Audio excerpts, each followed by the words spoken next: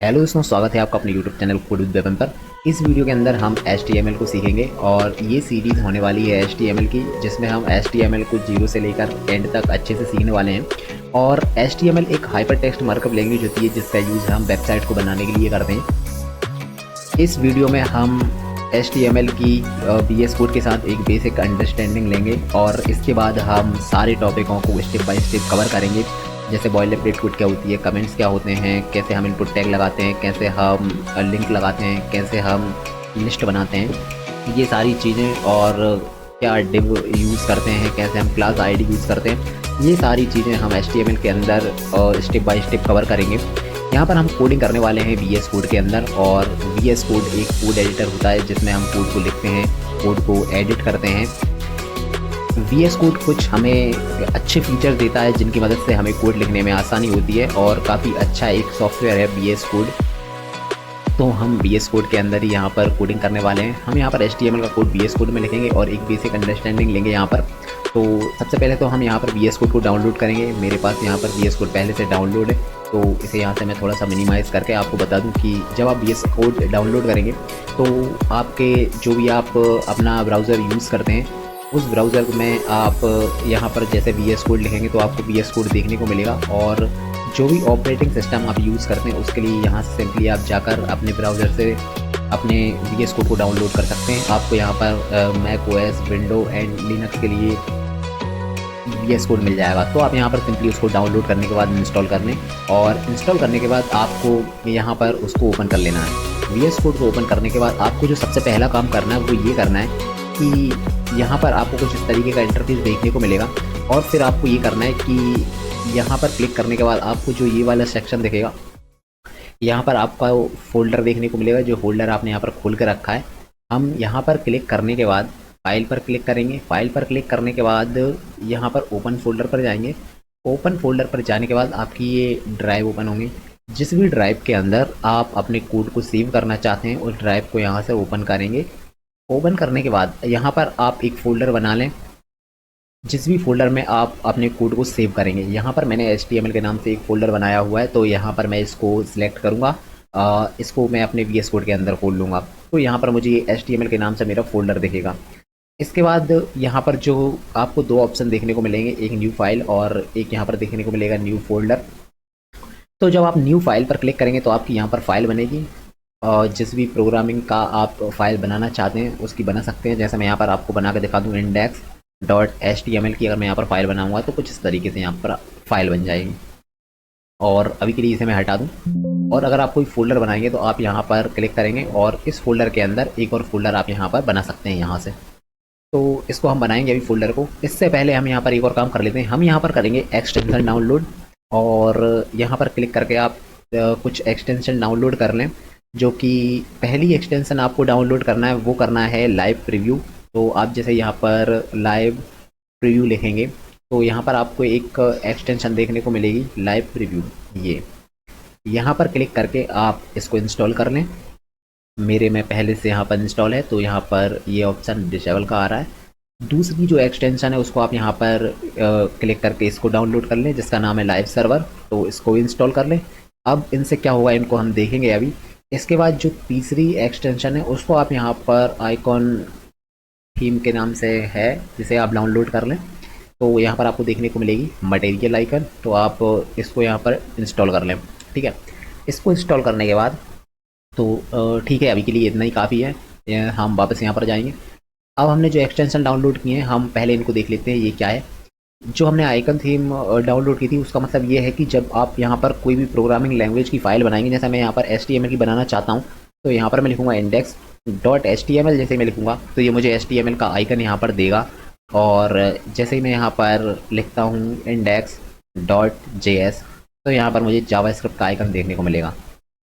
जिस भी programming language की आप यहाँ पर फाइल बनाएंगे उसका आपको यहाँ पर आइकन देखने को मिलेगा, जिसकी मदद से आपको यहाँ पर देखकर ही समझ में आ जाएगा कि इस फाइल के अंदर कौन सी प्रोग्रामिंग लैंग्वेज का कोड है।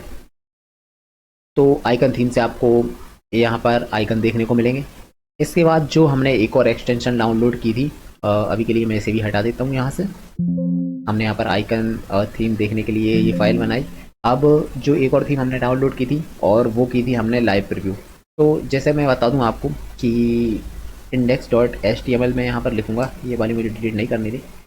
यहाँ पर जैसे मैं लिखूँगा और शिफ्ट के साथ बटन प्रेस करने के बाद बॉयलर प्लेट कोड यहाँ पर लेकर मैं ऐसे कोड लिखना स्टार्ट करूँगा। और आप देखेंगे कि जैसे ही आप वो जो एक्सटेंशन डाउनलोड करेंगे लाइव प्रीव्यू, तो आपको ये ऑप्शन यहाँ पर देखने को मिलेगा। इस पर आप क्लिक करेंगे तो यहाँ पर एक लाइव प्रीव्यू का जो पेज है यहाँ पर आपको खुलकर आएगा। यहाँ पर आप जैसे जैसे कोड लिखेंगे, जैसे मैं यहाँ पर H1 की हेडिंग यहाँ पर लिखता हूँ और यहाँ पर लिखूँगा मैं कोड विथ वेपन। तो आप यहाँ पर देखेंगे कि जैसे जैसे मैं यहाँ पर कोड लिखता जा रहा हूँ वैसे वैसे यहाँ पर ये इसका लाइव प्रीव्यू देता जा रहा है। तो यहाँ पर इसका लाइव प्रीव्यू आपको देखने को मिलेगा। जैसे मैं यहाँ पर अगर कोई पैराग्राफ लिखता हूँ और यहाँ पर जैसे ही मैं लिखूँगा आपको आप देखोगे कि लिखते लिखते यहाँ पर ये आपको देखने को मिलेगा। तो यहाँ पर आपने देखा कि आपको बार बार रिलोड करने की ज़रूरत नहीं है, इसलिए यहाँ पर हम लाइव प्रीव्यू को यूज़ करते हैं। इसके बाद यहाँ पर हम अगर कोई हेडिंग डालेंगे तो यहाँ पर अगर आप कोई लॉगिन पेज बनाना चाहते हैं तो मैं यहाँ पर लिख देता हूँ लॉगिन, और आप यहाँ पर देखेंगे कि टाइटल भी आपको लॉगिन लाइव देखने को मिलेगा। क्या किया हमने, जो लाइव सर्वर एक्सटेंशन डाउनलोड किया था उससे क्या होता है कि जब आप यहाँ पर कोडिंग करेंगे तो आप इसको यहाँ पर खोल सकते हैं और यहीं पर देख सकते हैं कि आपकी जो वेबसाइट बन रही है वो कैसी दिख रही है। लेकिन जब आप उसको अपने ब्राउज़र में देखना चाहते हैं तो हमने यहाँ पर एक लाइव सर्वर नाम का एक्सटेंशन अभी इंस्टॉल किया था। यहाँ पर आप गो लाइव पर क्लिक करेंगे। गो लाइव पर क्लिक करने के बाद ये ओपन होता है। मैं इसको यहाँ से ओपन कर लेता हूँ जो आपने फाइल बनाई थी, और इसको जैसे मैं यहाँ पर ओपन करूँगा, ठीक है, ये लाइव सर्वर का पेज है। अब राइट क्लिक करने के बाद आप इंस्पेक्ट पर जाएंगे तो आपको यहाँ पर ये वेबसाइट, जो आपकी वेबसाइट है वो आपको यहाँ पर आपके ब्राउज़र में दिखेगी। यहाँ पर आपको कंसोल देखने को मिलेगा और यहाँ पर आप चेक कर सकते हैं कि आपकी जो वेबसाइट है वो फ़ोन में कैसी दिखेगी या आपके लैपटॉप में कैसी दिखेगी। यहाँ पर आप अपनी वेबसाइट को बनाकर चेक कर सकते हैं। यहाँ पर ये कंसोल है जहाँ पर आप अपने JS का कोड लिख सकते हैं और काफ़ी सारी चीज़ें हैं यहाँ पर, तो इन्हें हम आगे समझेंगे। ये होता है हमारा लाइव सर्वर। तो बस यहाँ पर जब हम इसका यूज़ करेंगे लाइव प्रीव्यू का तो यहाँ से हम अपने इंस्पेक्ट पर नहीं जा सकते, तो इसको मैं यहाँ पे हटा देता हूँ। तो आपने देखा यहाँ पर कि लाइव प्रीव्यू से क्या होता है कि हम यहाँ पे वेबसाइट बनाते हैं और यहाँ पर हम पास में देख सकते हैं। तो ये हमारे लाइव प्रीव्यू का यूज़ होता है। अब यहाँ पर हम देखेंगे कि जो मैंने यहाँ पर शिफ्ट के साथ बटन प्रेस करके जो बॉयलर प्लेट कोड यहाँ लाई है, जैसे मैं यहाँ पर इसे हटा देता हूँ अभी के लिए और इसको भी मैं यहाँ पर हटा देता हूँ। अब मैं यहाँ पर क्या करूँगा कि इस पर क्लिक करूँगा और एक अपना फ़ोल्डर बनाऊँगा, जो कि मेरा इस फ़ोल्डर के अंदर एक फ़ोल्डर बनेगा और इसको मैं लिखूँगा वीडियो 0 के नाम से। यहाँ पर इसको सेव कर देता हूँ और इस फ़ोल्डर के अंदर अब मैं एक फ़ाइल बनाऊँगा जो कि ये हमारी वीडियो 0 है। तो इसके नाम से मैं यहाँ पर एक मैंने फ़ोल्डर बनाया और इसके अंदर मैं HTML की फ़ाइल बनाऊँगा। और फाइल बनाने के बाद मैं यहाँ पर लिखूँगा HTML।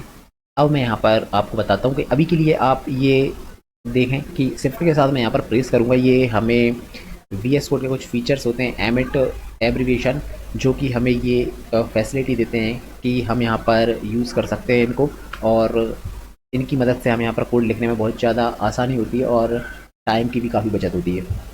तो यहाँ पर देखेंगे आप देखने को कि ये हमारी बॉयलर प्लेट कोड है HTML की, और बॉयलर प्लेट कोड में यहाँ पर जो हम डॉक टाइप HTML हम यहाँ पर देख रहे हैं, इसका मतलब होता है कि डॉक्यूमेंट्स टाइप, यानी कि इस फाइल के अंदर HTML का कोड है।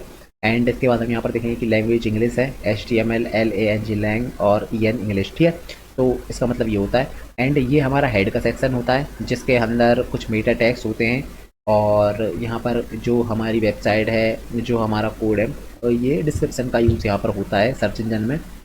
तो इसको हम बाद में समझेंगे। अभी के लिए ये देखें कि ये हेड जो हमारा सेक्शन है इसके अंदर, और यहाँ पर ये टाइटल का ओपनिंग टैग है और ये क्लोजिंग टैग है, इसके अंदर हम टाइटल लिखते हैं। जो भी आप वेबसाइट बनाएंगे आप यहाँ पर टाइटल देंगे। जैसे कि आप कोई लॉगिन पेज बनाना चाहते हैं तो आप यहाँ पर लॉगिन देंगे।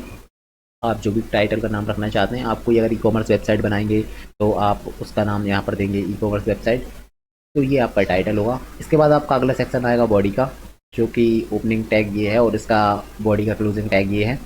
जितना भी हम यहाँ पर कोड लिखेंगे वेबसाइट का वो सारा हम बॉडी के अंदर ही लिखेंगे, और ये हमारी HTML का क्लोजिंग टैग है। आपने ये देखा यहाँ पर। अब मैं यहाँ पर लाइव प्रीव्यू को ऑन करता हूँ और हम यहाँ पर देखेंगे कि जैसे अगर आपको कोई एक लॉगिन पेज बनाना है तो मैं यहाँ पर H1 हेडिंग का यूज़ करता हूँ, और HTML के अंदर ऐसी 6 हेडिंग्स होती हैं जिनका हम यूज़ करते हैं वेबसाइट बनाते टाइम। तो हम यहाँ पर देख लेते हैं।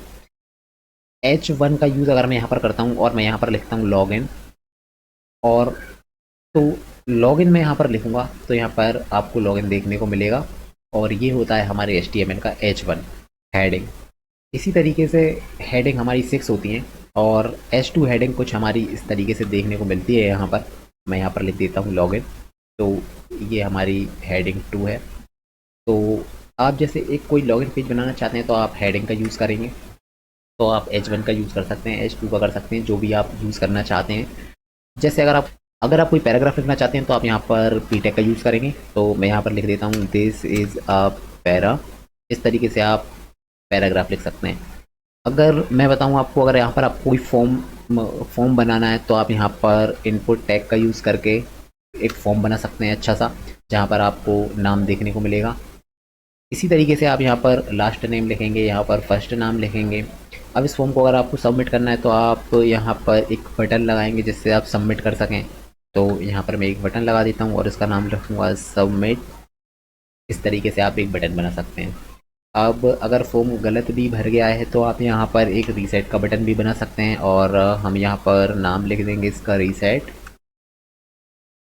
तो इस तरीके से हम यहाँ पर बटन बना सकते हैं।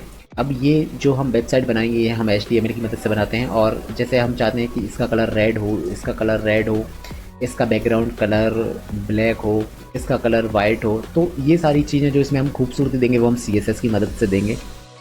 और इस पर क्लिक करने के बाद हमारा ये फॉर्म है वो सबमिट हो जाए, इसकी नोटिफिकेशन हमारे जीमेल पर आए। ये सारी चीज़ें जो लॉजिक की होती हैं वो हम जावास्क्रिप्ट में सीखते हैं। तो HTML CSS और जावास्क्रिप्ट से मिलकर हमारी एक जो वेबसाइट फ्रंट एंड होती है वो बनती है। तो यहाँ पर हम HTML सीखने वाले हैं, और जीरो से अच्छे से हम HTML को सीखेंगे। कैसे हम हेडिंग को बनाते हैं, कैसे हम हेडिंग लिखते हैं, कैसे हम पैराग्राफ लिखते हैं, कैसे हम इनपुट टैग लगाते हैं, कैसे हम एक फॉर्म बनाते हैं, कैसे आईडी यूज़ करते हैं, क्लासेस यूज़ करते हैं। ये सारी चीज़ें हम HTML की देखेंगे, और स्टेप बाय स्टेप हम सारे टॉपिक को कवर करेंगे।